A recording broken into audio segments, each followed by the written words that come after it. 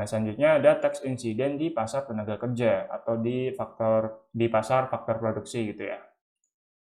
Ya, di pasar faktor produksi terkait tenaga kerjanya. Nah, di sini ada pajak ya teman-teman, yaitu misalkan di sini terdapat suatu pajak sehingga menggeser kurva penawaran dari S1 ke S2. Nah, maka nanti dari titik equilibriumnya di titik A nanti akan pindah ke titik B gitu ya. Nah, nanti ada pembagian ini teman-teman, beban pajak yang ditanggung. Jadi beban pajak yang ditanggung perusahaan di sini misalkan untuk W1-nya kan 5,15, W2-nya di sini untuk titik B 5,65, kemudian titik C itu 4,65. Nah, nanti pembagian beban pajaknya itu ditanggung setengah-setengah gitu. Jadi si perusahaan nanti menanggung 0,5 dan si pekerjanya menanggung 0,5. Nah, karena di sini asumsinya kurvanya itu elastisitasnya itu sama ya teman-teman gitu. Jadi di sini pembagiannya merata. Oke, jadi selanjutnya alur berpikirnya itu seperti ini teman-teman. Pajak $1 per jam menurunkan hasil kerja pada setiap tenaga kerjanya.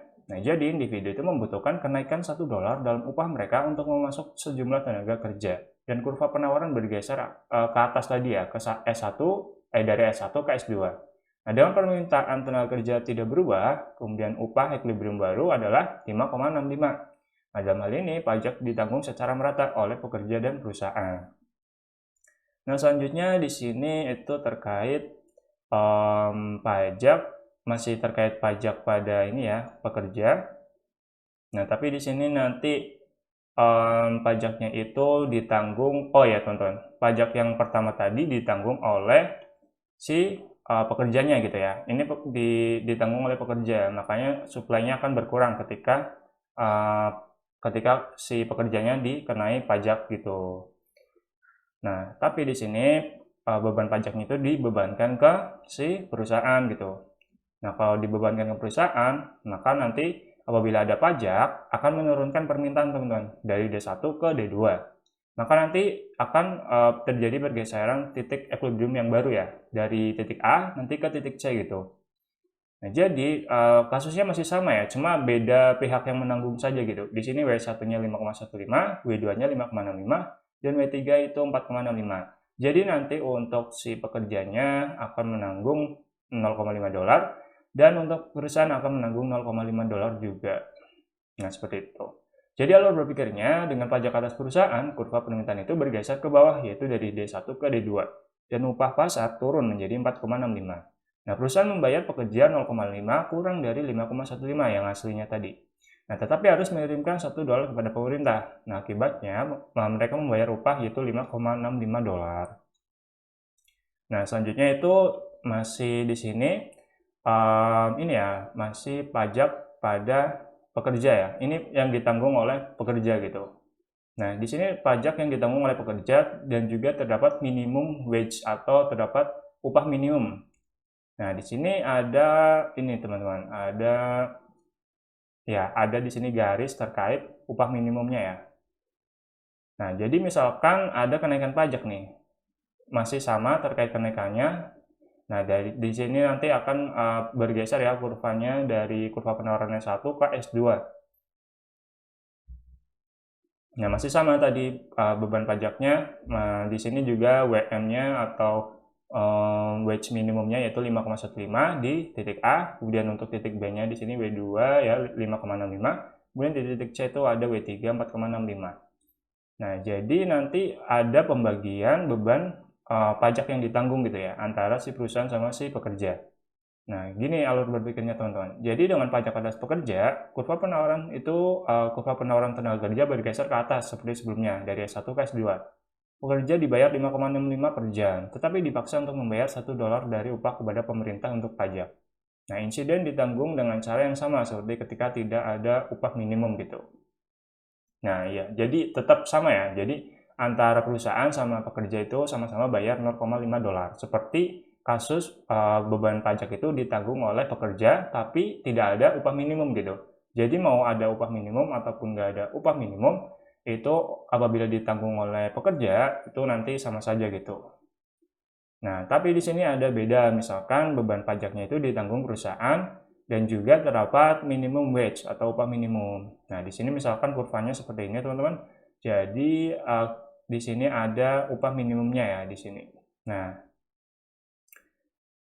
jadi nanti ada upah minimum, terus ada di sini ada pajak yang harus ditanggung perusahaan gitu. Nah, karena adanya pajak, maka demand atau tenaga kerja yang diminta perusahaan itu akan turun dari D1 ke D2 gitu. Maka nanti titik equilibriumnya akan pindah juga dari titik A nanti ke titik C gitu ya di sini. Nah, with full shifting wedge itu akan menggeser titiknya ke titik C gitu kan.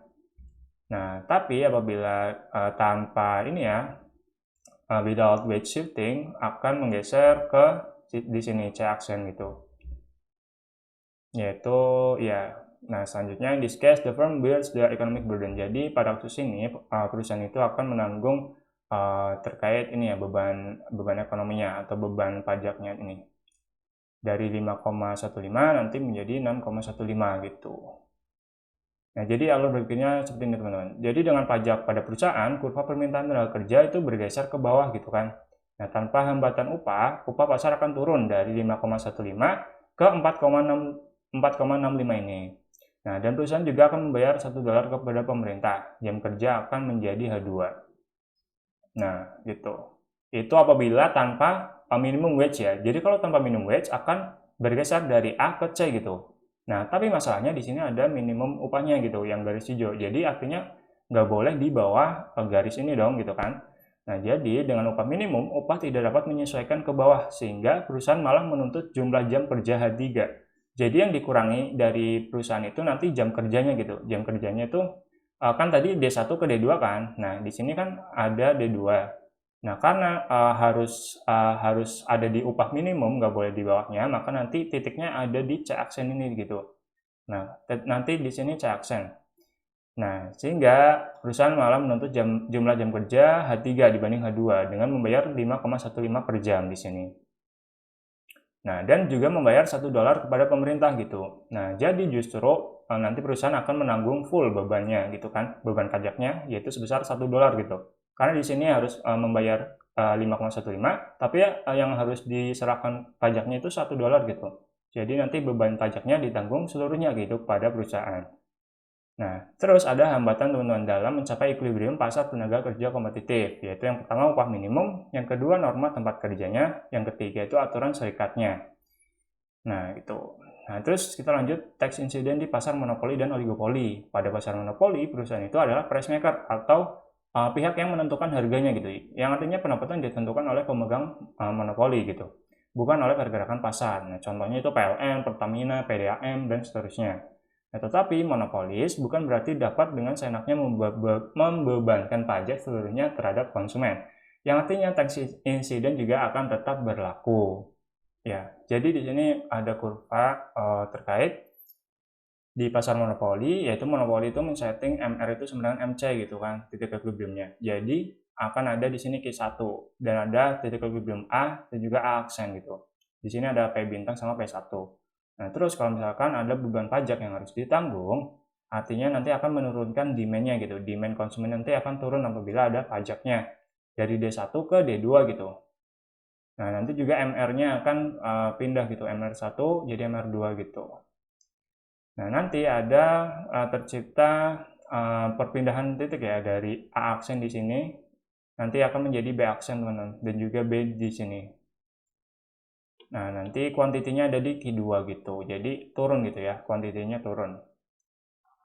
Nah, selanjutnya pasar oligopoli adalah pasar yang memiliki kekuatan untuk menentukan harga tetapi tidak sekuat pasar monopoli. Contohnya itu industri semen, rokok, terus jasa penerbangan. Oleh karena itu, yang terjadi pada pasar oligopoli sebenarnya sama dengan di pasar monopoli. Namun bedanya, oligopolis itu memerlukan usaha yang besar untuk dapat menentukan harga. Nah, usaha yang besar untuk menentukan harga itu maksudnya yaitu pasar oligopolis biasanya akan menciptakan suatu, misalkan perusahaan penerbangan ada beberapa. Nah, itu harus ada kesepakatan gitu dalam menentukan harganya gitu. Jadi biar tidak perang harga gitu kan, malahan nanti satu sama lain akan merugi gitu teman-teman. Jadi harus butuh usaha yang besar ya untuk dapat menentukan harga gitu. Harus ada kesepakatan. Nah, di sini selanjutnya tax insiden pada keseimbangan umum. sejauh ini tax insiden hanya dilihat pengaruhnya terhadap pasar itu sendiri, yaitu single market. Seperti tadi ya, ada pasar tenaga kerja, kemudian ada pasar monopoli gitu dan seterusnya gitu ya. Nah, padahal pajak di suatu pasar berdampak pada harga untuk komoditas lainnya gitu kan. Nah, karenanya dikenal General Equilibrium Tax Incident, yaitu analisis yang melihat pengaruh suatu kebijakan terhadap pasar atau equilibrium yang terjadi pada pasar lain yang terkait maksudnya. Nah, jadi di sini misalkan ada tax incident restoran ya. Nah, di sini tuh demand untuk dagingnya itu perfectly elastic gitu kan. Di sini Q1-nya 1000, P1-nya $20. Jadi titik equilibriumnya itu ada di titik A. Nah, kemudian ada pajak $1 teman-teman. Maka nanti akan geser nih kurva penawaran dari S1 ke S2 gitu kan. Karena yang menanggung itu kalau misalkan demand-nya elastis, yaitu yang harus menanggung adalah perusahaan gitu kan. Jadi perusahaan nanti akan mengurangi penawarannya gitu. Nah, maka nanti akan geser nih, kuantitinya akan berkurang dari Q1 ke Q2, yaitu Q2-nya 950. Di sini P-nya tetap $20. Nah, tax insiden restoran itu terkait itu tenaga kerja versus modalnya, teman-teman. Jadi dalam model mikroekonomi itu, perusahaan tidak bisa berfungsi sendirian, tetapi menggabungkan modal dan tenaga kerja untuk menghasilkan output, gitu kan. Nah, jadi ketika pemerintah mengenakan pajak restoran, maka pajak sepenuhnya itu ditanggung oleh restoran tersebut. Nah, namun sebenarnya beban pajak tersebut itu ditanggung oleh faktor-faktor produksi yang digunakan oleh restoran tersebut. Nah, misalkan itu oleh tenaga kerjanya dan modalnya gitu. Nah, di sini ya contohnya itu di sini itu terdapat untuk yang labor dulu ya. Jadi di sini ada kurva supply. Nah, supply-nya itu inelastic, perfectly elastic ya, perfectly elastic. Nah, kemudian di sini ada demand-nya D1. Nah, antara demand sama supply nanti ada titik equilibrium, titik A dengan H1 atau jumlah jam kerjanya itu 1000 dan wage 1 atau upahnya itu $8 gitu. Nah, kita asumsikan bahwa supply labornya itu ini ya, perfectly elastic tadi. Nah, maka apabila dikenakan beban pajak gitu ya, apabila dikenakan beban pajak, kan itu yang menanggung artinya ini ya, artinya kalau supply-nya yang elastis, sempurna, yang harus menanggung itu nanti si pekerjanya gitu ya. Nah, pekerjanya itu maksudnya ini. Kalau misalkan kurva supply-nya itu dia elastis, artinya nanti beban pajaknya itu ditanggung oleh si perusahaan gitu kan. Nah, karena ditanggung oleh perusahaan, maka nanti apabila ada pajak gitu kan, maka nanti demand-nya akan berkurang atau geser gitu ya dari D1 ke D2 gitu. Jadi nanti H2-nya dikurangi jadi 900. Nah, jadi di sini tuh labor itu tidak menanggung beban pajak apapun gitu kan, karena ditanggung perusahaan gitu. Di sini kan elastis sempurna gitu. Nah, kemudian ini nih capital ya, terkait modalnya. Nah, kita asumsikan nih capitalnya itu inelastic, perfectly inelastic gitu kan. Jadi dia tegak gitu. Nah, karena kurva supply-nya itu inelastic perfect gitu kan, perfectly inelastic gitu kan. Nah, itu nanti ada titik equilibriumnya di titik A, kemudian investmentnya itu $50 juta dan di sini rate-nya itu 10% gitu kan. Nah, karena ada beban pajak, ada pajak yang harus dikenakan, maka nanti akan menggeser demand-nya dari D1 ke D2 dan titik equilibriumnya dari A itu ke B. Nah, jadi rate-nya itu nanti turun teman-teman, jadi dari 10% nanti jadi 8%. Seperti itu. Nah, oke. Nah, sekian dari saya, Rizko Dewijaya. Terima kasih, kurang lebihnya mohon maaf. Wassalamualaikum warahmatullahi wabarakatuh.